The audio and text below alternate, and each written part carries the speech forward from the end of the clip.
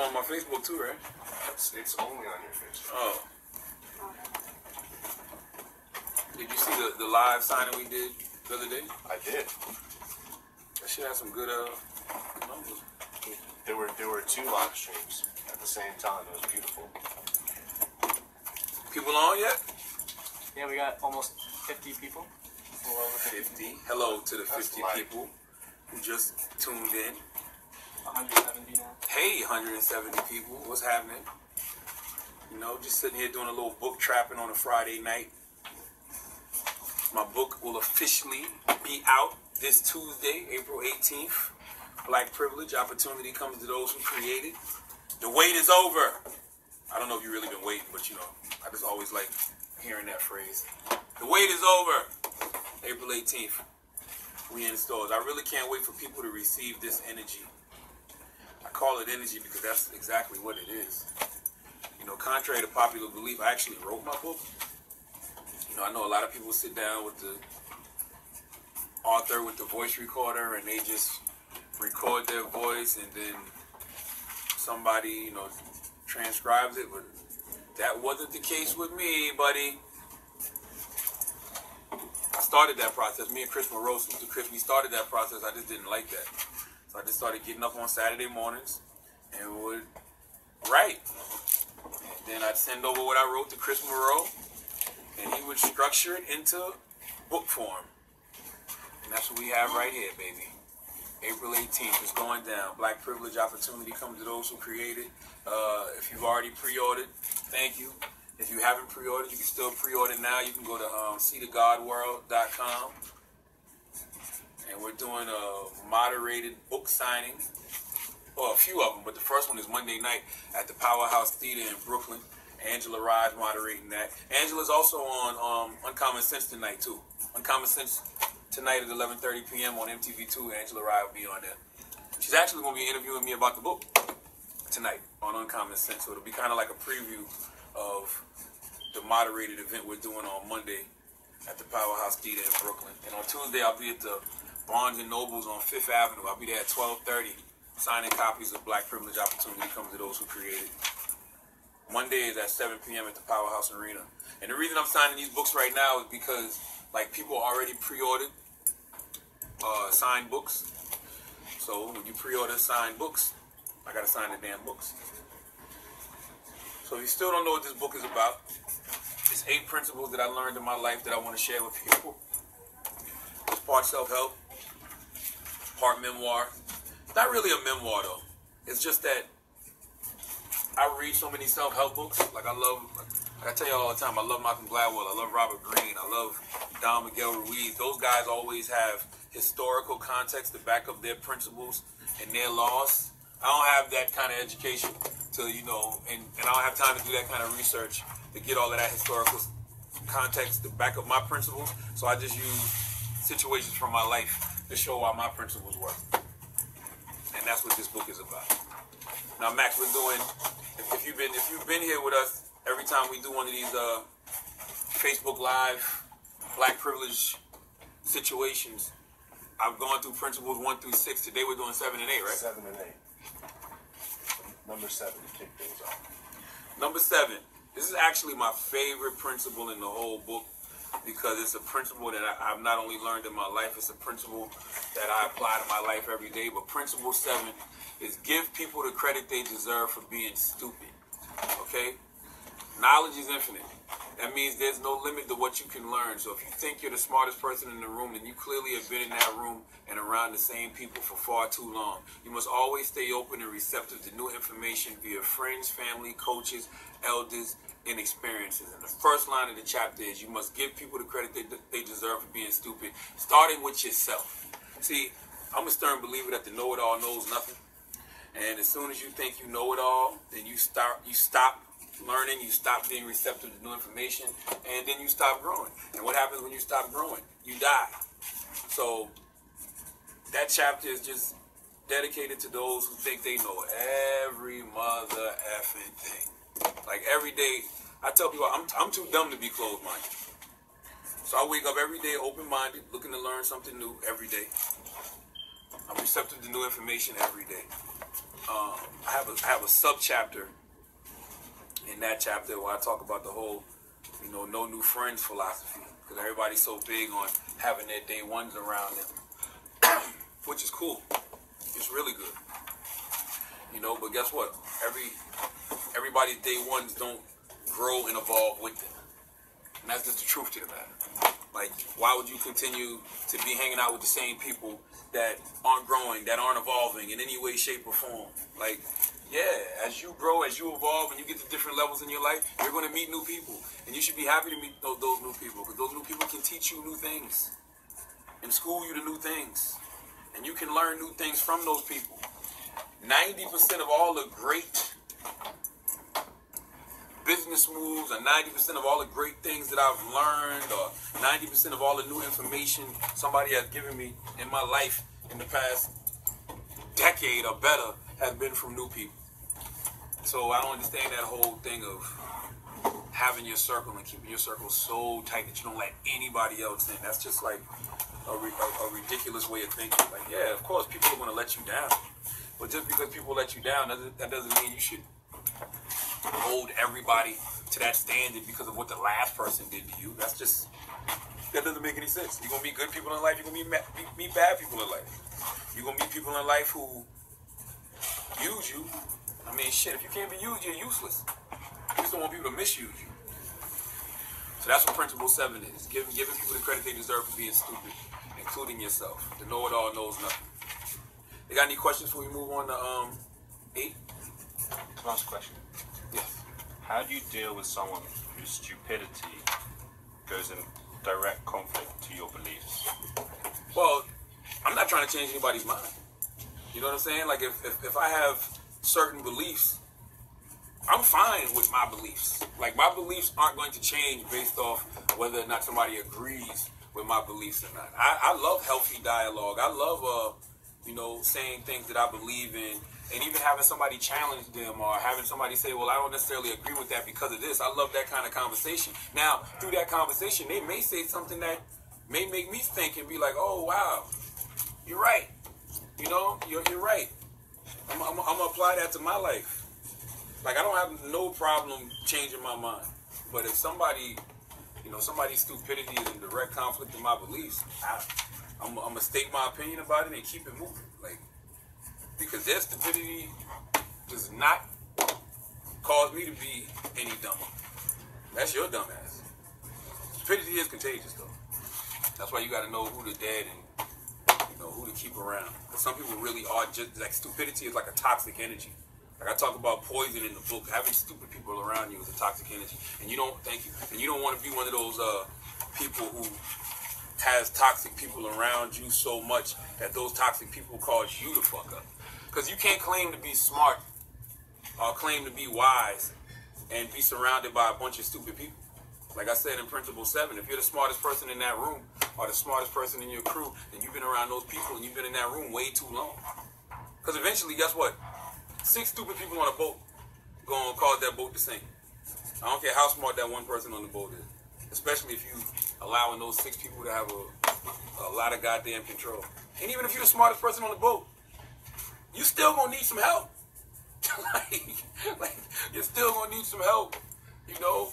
You still, and if the only people you got to throw assist to are stupid people, I don't see how that's gonna work in any way, shape, or form. They got questions, Max? Let's see. April 18th.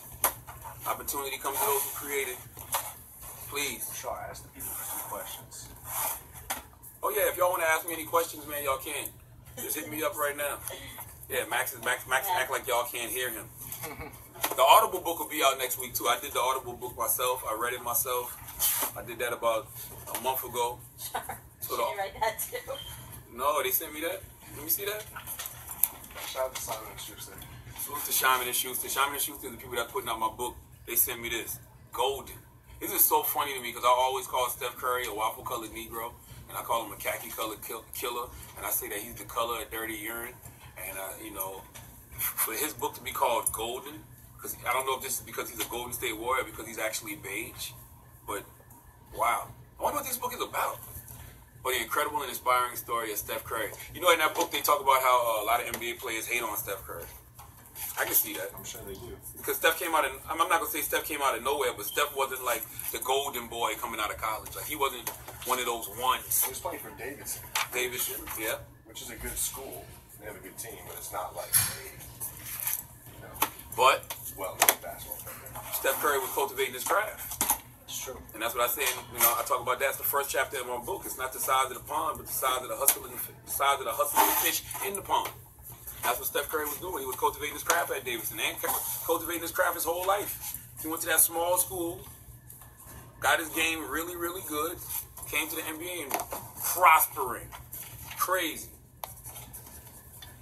So, Sean, this is a bit off topic from Black Privilege, but not at the same time. They want to know, what books are you currently reading? I'll show you. You gotta ask me. I'll show you. Show you better than I can tell you. I'm reading this by Derek Thompson. It's called Hitmakers. It's the science of popularity in an age of distraction. Really good book. It's just basically talking about how, this new phenomena of fame and how people and products are turning into cultural phenomenons, cultural phenoms based off, social media. And it's just talking about what is that doing for us. That's a good book. I haven't started reading this yet, but I am. That's why I keep all these books on me, because I be like in the airport and stuff so much, I just be sitting around. So I like to just read things, and then when I'm done, I can just move on to the next one. But I'm about to read this. This is 10% Happier by Dan Harris. How I tamed the voice in my head, reduced stress without losing my edge, and found self-help that actually works. Dan Harris is a reporter for Nightline. I got a Nightline interview that's coming out soon. They followed me for like a week, and Dan Harris did the interview, so I'm about to read his book. But what I'm almost done with, which I'm reading right now, this is my favorite author of the moment. His name is Ryan Holiday. The name of this book is The Obstacle is the Way, the timeless art of turning trials into triumph. Ryan Holiday used to actually be an apprentice for Robert Greene, and I told y'all about his book, Ego is the Enemy. So when I read Ego is the Enemy was so amazing. So I just went out and bought all Ryan's other books. Like, he's got a book called Obstacle is the Way, and he's got another book called Trust Me, I'm Lying. So that's what I'm currently reading right now. And I really hope that my book, Black Privilege, Opportunity Comes to Those Who Create It, has the same impact on people that those books I'm currently reading have on me. I'm gonna have Ryan Holiday on I'm gonna bring him on the Breakfast Club, and I'm gonna bring him on the podcast, and I'm gonna bring him on Uncommon Sense. Ryan Holiday is dope. That guy, like, and his books are really, really short. It's only like 220 pages. Like, it's not a long read at all. Quick read, depending on what kind of flight you're on. But that's what you should check out. Any questions before we move on to Principle 8? All the questions, they don't have to be book related, do they? I'm talking to my people, man. I get it. Okay, this is a good one. What inspired you to write this book? Life. I mean, for me, growing up as not even just a radio personality, growing up as a human being. Like I said, human being, like I grew up as something else. Like I had a choice to grow up as something else. Like I could choose fish or animal. But, growing up, my mother was an English teacher. And, I grew up reading mad books. And I would read a lot of things that don't pertain to me. I want to say that, too. I was speaking at Harvard yesterday, and, there's a lot of white people in the audience and Asians. And I'm telling them, like, just don't let the title of this book fool you, because this book is about, everybody being able to unlock their privilege. I just happen to be black, so I feel like, my privilege is black. But even if you look at this title and you're like, black privilege, this is a book about race, it don't matter. It's not a book about race other than me being a black man, but don't let the word black deter you, because I used to read things that don't pertain to me all the time. I grew up reading Judy Blume and Beverly Cleary. I didn't know nothing about them little white girls that was in them books. Okay? Are you there, God? It's me, Margaret. We must increase our bust. Okay? I didn't know anything about it. I'm sure you had to read that, Shelby. It's a rite of passage as a little young woman. But I just would read things that don't pertain to me, because my mother would tell me that. But the inspiration for me writing this book was I always just wanted to write a book. And, as I grew in the radio game, everybody around me who was super successful in radio had a book. I mean, Howard Stern, Private Parts. You know, Wendy Williams with Wendy Williams Brings the Heat. You know, I read Big Boy's book. I just like books. I like interesting stories from people, especially people from our culture. So I just felt like I had these experiences that I wanted to share, and we got all these different platforms, radio, podcasts that people may or may not listen to.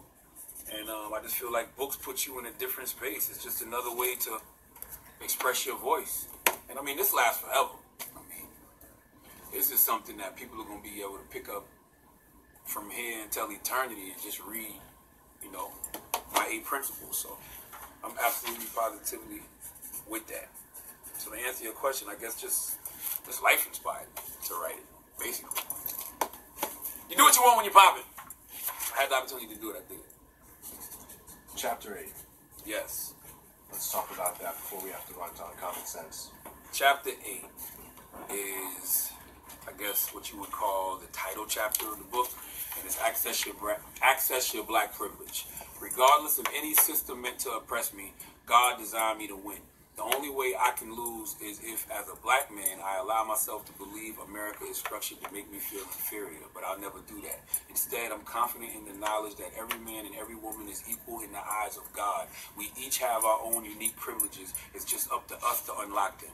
Now, the title Black Privilege, first and foremost, I just think it's a privilege to be black. That's number one. I think it's a privilege, and I think it's an honor to be black. Not saying that, you know, it's not a privilege to be whatever it is that you are. I'm just saying, for me, this is what God made me. I'm a black man. I embrace that. I find strength in that. I love it. My black skin is not a burden. My black skin is not a liability. In fact, my black skin is my strength. Now, when you talk about the whole concept of privilege, especially here in America, you know, privilege to me is a systemic thing, especially when you're white. That's just the truth to the matter. This country is structured for white people. They are the majority. You know, growing up, when you would turn on television or you would look inside books, the images you would see were of white people. I mean, shit, you find me a black skin band-aid. All right? That's just the world we live in. But I believe that our privilege as minorities, as people that have been oppressed, as black people, I believe our privilege is more spiritual than it is systemic. And I feel like we have to tap into that to accomplish what it is that we want to accomplish on this planet. I feel like, you know, the privilege that we have as black people helps us to prosper in spite of. Now, I'm not trying to negate white privilege at all, nor am I trying to take America or, you know, white people off the hook for things that they've done to oppress and marginalize certain communities in this country. They absolutely have to be held accountable for that at all times. But I just feel like that can't stop us. It hasn't. I mean, you know, it definitely makes things a lot harder, and it slows things down, and, you know, it is a hurdle that you have to jump across. But I just feel like we have that much strength in our melanin that we can accomplish all our goals when we put our mind to it. And I think the greatest trick the devil ever pulled is not only convincing the world he doesn't exist, but just convincing us that we're lesser than, convincing us that we're inferior. When you feel like that, you kind of accept that. Those ain't the slaves that ran off the plantation. Right? The slaves that just accepted it, they were like, oh, okay, yeah, I guess this is the best it can get. What Harriet Tubman said, I freed 1,000 slaves. I could have freed 1,000 more if they just knew that they were slaves. So for me, I just feel like all my privilege comes from a way higher power. There's nobody in this system who can grant me the ultimate privilege that matters, which is just the spiritual privilege of being connected to my Creator. That's the system that I care about. Like, this system of oppression and marginalization here, I'm not looking for this. I'm not looking to tap into this system for this system to get me where I need to be. My God has gotten me to where I am. Bottom line, point blank, period. So the whole concept of privilege is for anybody who feels marginalized, anybody who feels oppressed. This whole concept of unlocking your privilege is for you. Because contrary to popular belief, the saying is and always will be, God bless America. Now the white man bless America, not rich people bless America. God bless America. So that's what y'all should be leaning towards. So that's the whole concept of black privilege. And plus, you know, I grew up in that era of black pride, black power. You know, the black man is God. Black king, black women are queens, black women are goddesses. Like I grew up with that. I grew up with people constantly telling me how amazing my blackness was. So that's what I gravitated towards, and that's what made me want to realize my full potential as a black person on this planet. So that's the feeling I'm trying to restore with this black privilege opportunity comes to those who create it. You know? Whatever they was trying to steal from us and get out is black privilege. Okay? Sean, they want to Yes. know where they can get an autographed black privilege. Go to cthesignbook.com. cthesigned.com. cthesignbook.com. And you can get an autographed copy of Black Privilege, or you can come to one of our many book signings. Hold on, let me read you some of these. Let me tell you some of these book signings real quick, man, because I really want to see y'all. I was at Harvard yesterday. Salute to everybody who came to Harvard. Harvard bought a bunch of books, and there was some people at Harvard who were actually protesting my appearance, even though that's the second time I've been at Harvard. I don't, you know, over the past year, like I said, the consciousness of the country has changed. So for whatever reason, when the Black Men's Fraternity brought me there yesterday to have this whole discussion about my book, Black Privilege, there was some people there that were protesting. Now, I'm not going to lie. When I thought it was people that were protesting, I really thought it was going to be some beautiful women, beautiful sisters, who are still upset with me about Tommy Lauren. Because, you know, it's this whole fake narrative online that I hate black women. And my wife is white. And, you know, whatever.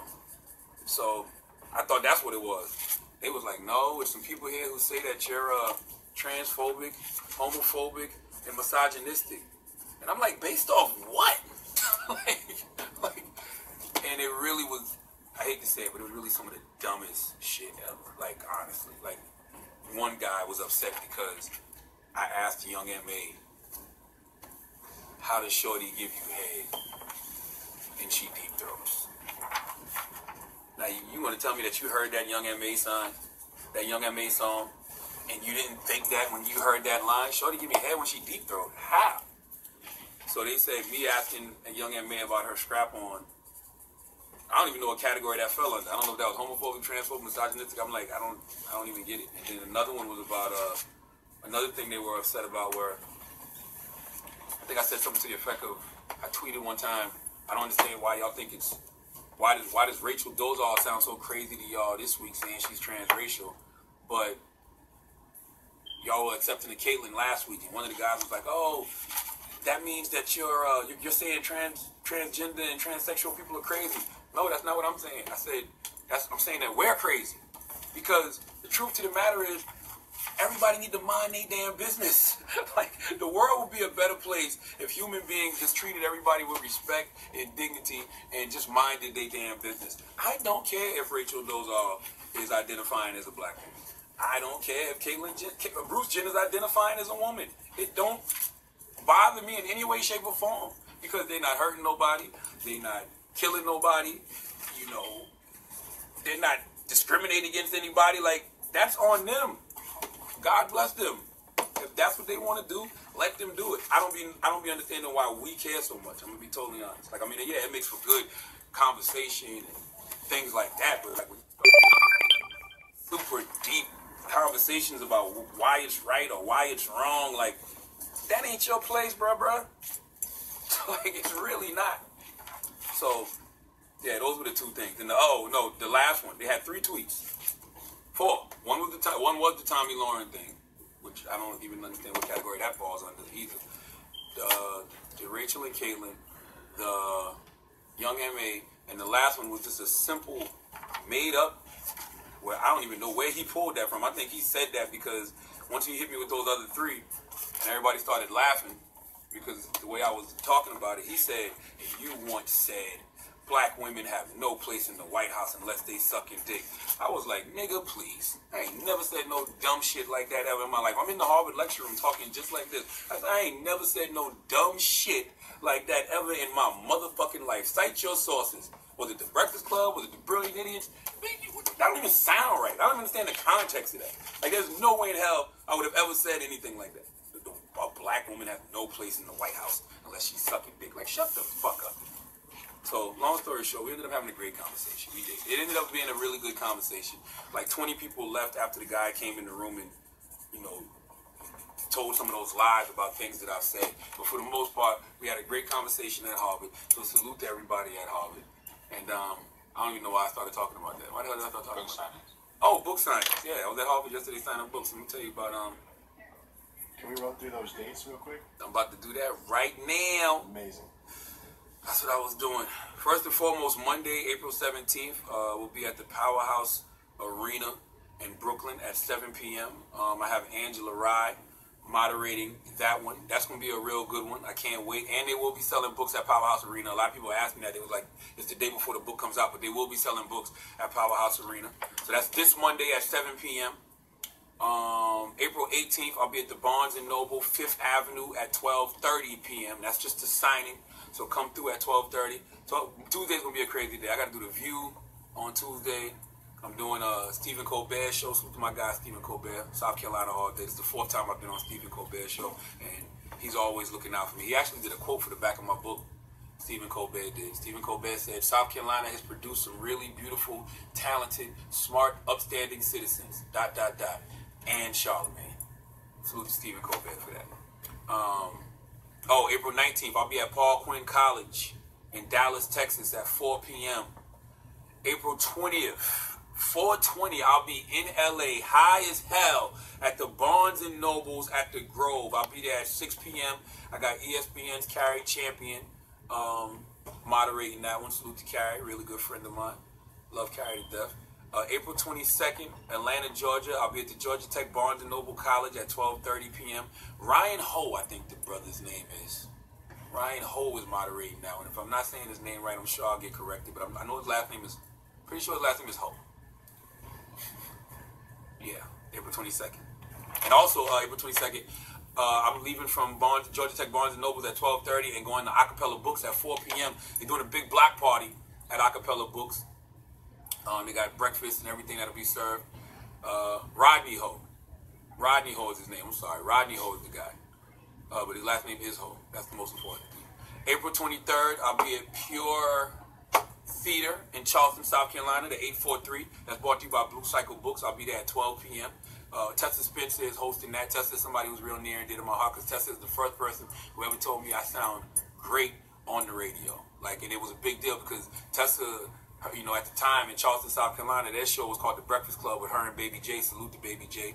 And I had just started in radio, and I was voice tracking, and I was doing my voice tracks one Sunday, and I was on.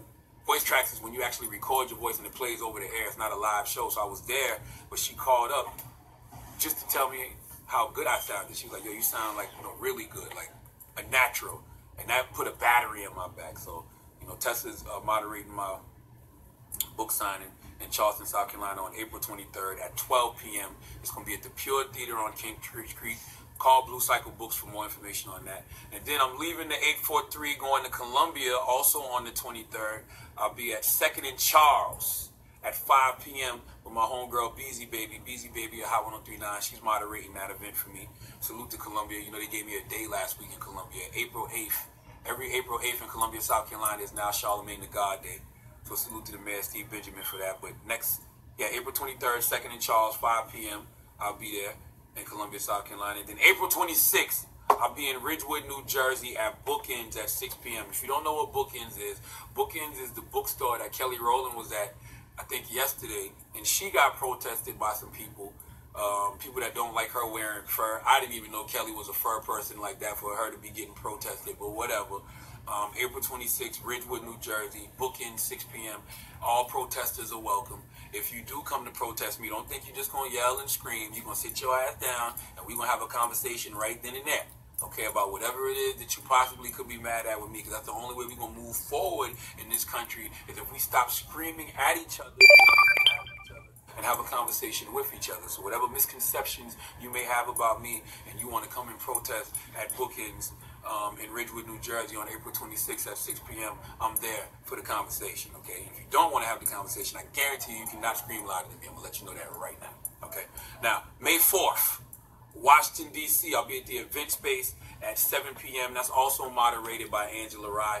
That event is really, really doing really well. I can't wait to come to D.C. and chop it up with the people. May 4th at the event space, 7 p.m., Washington, D.C. But if you need more details on all of these tour dates, you can go to seetheBook.com or seethegodworld.com. Just remember to spell the T-H-A. Okay? Okay. All those books are signed already? I just want to sign Steph Curry's book. Definitely don't want to sign Steph Curry. No. Yeah. Wow. Look at all this. Look at all this work. Can you put that? Look at all this work, man. This is book trapping at its finest. Look at all this work. All this good work that's going to be out on Tuesday. I cannot wait for y'all to receive this energy, man. Please, you can go pre-order right now at seetheBook.com, CTHABOOK.com, or on Tuesday, man. Just go to your local bookstore or however you buy books. The Audible book will be out on the same day. Just, go get this energy, man. That's all I can tell you. Black privilege, opportunity comes to those who create it. Got to go get ready for Uncommon Sense. It comes on at 11:30 p.m. tonight on MTV2. Angela Rye is our guest, and we will be discussing this book. Okay? All right. Y'all have a good day, man. I'll see y'all next week somewhere. Peace.